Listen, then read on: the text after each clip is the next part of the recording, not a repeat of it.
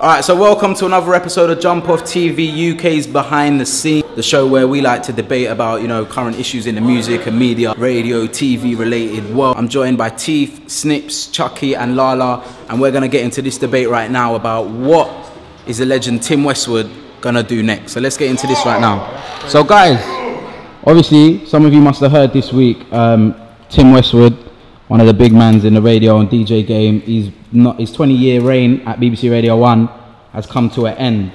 What do we think of that first and foremost? And the question that I'm asking today is, what's he gonna do next? Firstly, I want to say, I want to big up Westwood though, because 20 years, I don't think anybody in radio now is ever gonna get a run like that, innit? It's a good run. And secondly, yeah, he's kind of, when you think about it, this guy's an old ass man, really. Yeah? And I say this, I say it with the least disrespect, yeah, right? But there's not much people that have come out of the game at that age. So if he wants to, he doesn't really need to do anything. He's made bare dough. Yeah, he's made bare dough. The question, when you say what's he gonna do, are we trying to predict his next move, or are we trying to suggest things that he could possibly do? I think because he's done so much. Could he be on Kiss? What can it be? Could he be on Kiss? Yes.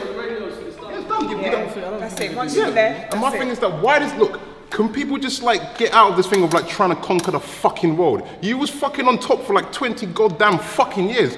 Chill out for a sec, man. You've had a good run. I just don't get this whole thing where people are so egotistical to the point they think they have to fucking conquer the world and conquer everything. I don't know how much money Westwood's got, but if he has got some money, man, you can just chill in the background and invest some fucking money into some businesses and fucking just chill out, man. It's shit, you don't always have to be the face of everything.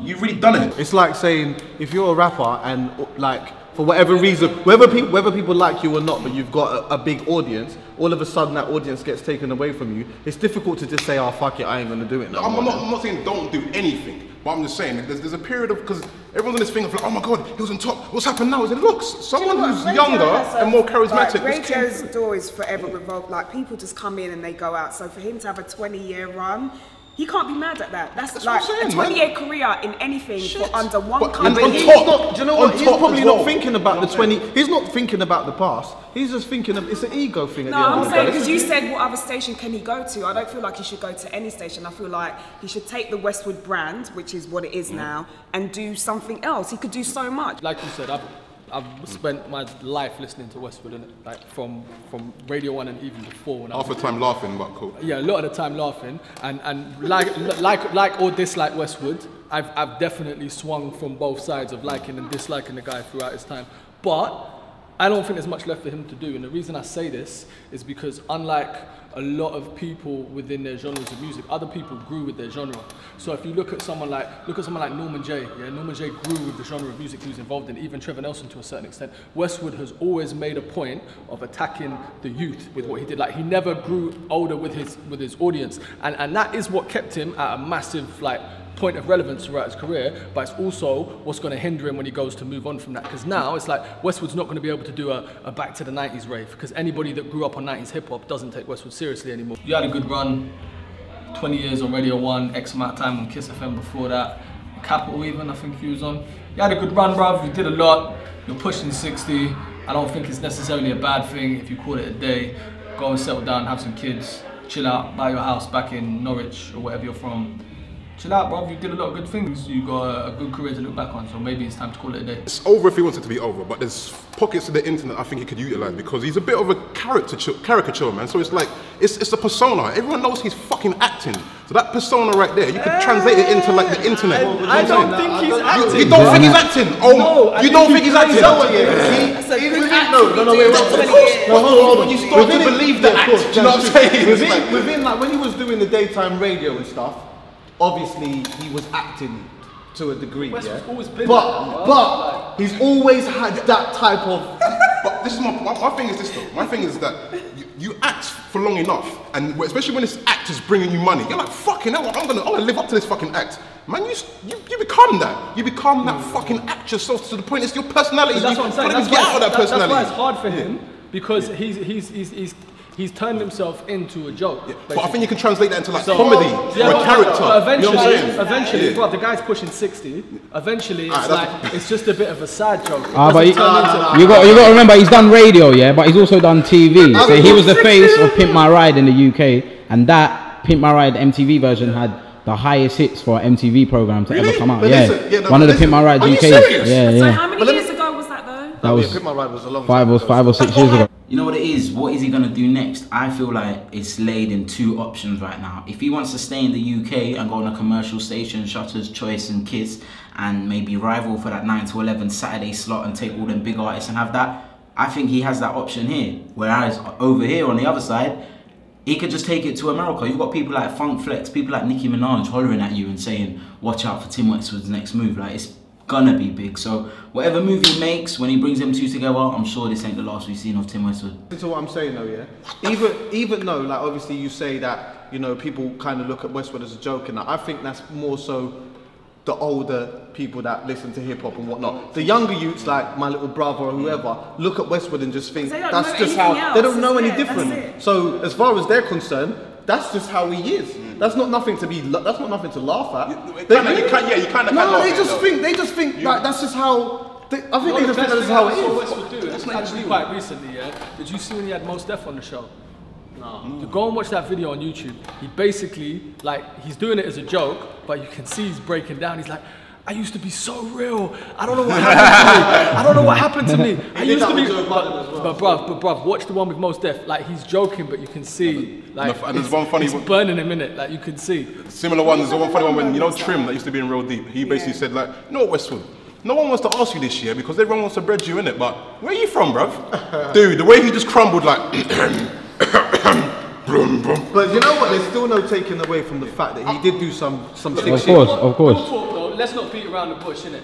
Westwood has not always been a good character to people, innit? A lot of people have been fucked over by Westwood, and there's a reason he stayed on top for as long as he has. If you go and talk to other DJs who really should have had that spot a long time ago and got fucked over, yeah, let's not pretend that the guy has played inside shit. Let's be real. Do you know what you realise though, that enough man in a situation like that will do fucked up shit like that and would have done exactly the same thing. But you just don't know until they have that power to do that. Do you get what I'm saying? In terms of radio, yeah. But can I just say briefly as well? The only reason is that old school hip hop heads weren't batting out Westwood back in the day. well, listen. All I'm gonna say, my only thing is this. Obviously, a lot of people are trying to work out whether he would be on Choice. Personally, I don't think what he has to offer would be for Choice, and the same with Kiss. But even if he did have something that was good for the radio station to offer, because he had spent a lot of time on the radio saying, that's why you're on the other station, and this is why I'm here.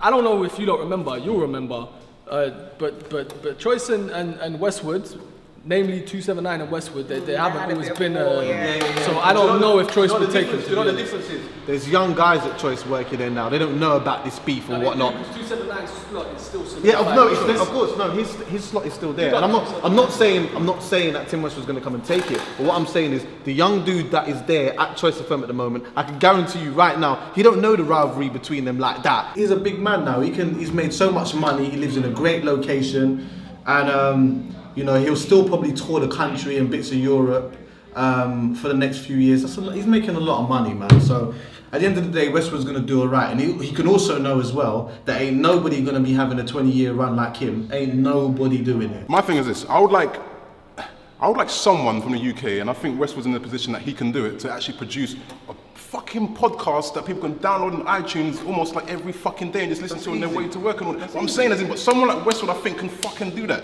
And for me, that's decent enough. But is that generating income for him? But it's still solidifying you as someone that's like, It will generate As much income as he would have been getting from Radio 1? But this be DJing all over the place. That's what he The does. point is not necessarily saying that like direct downloads would generate you income, but the point is that you're still remaining at a stature that kind of gives you the ability to demand certain kinds of money. So when the news came out, obviously Funk Flex from America, yeah, tweeted Westwood and said, "Oh, make sure you look out for this guy's next move. Like, it's going to be big." Do you think? He's going to go States. Yeah, this is what I'm about to ask.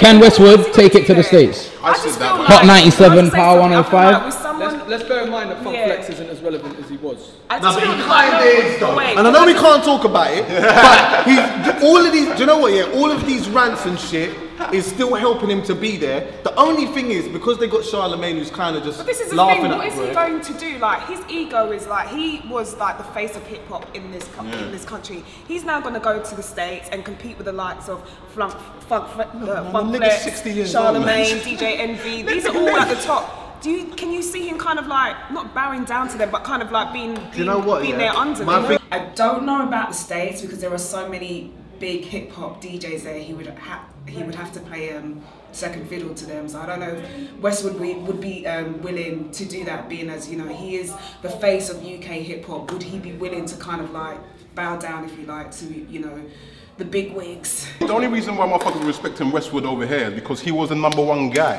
He was a guy that if you're an American, you come to this country and when you get yourself publicised, you check Westwood because there's no one that's got that reach as he has. So when you ain't getting that reach no more, people don't care about you.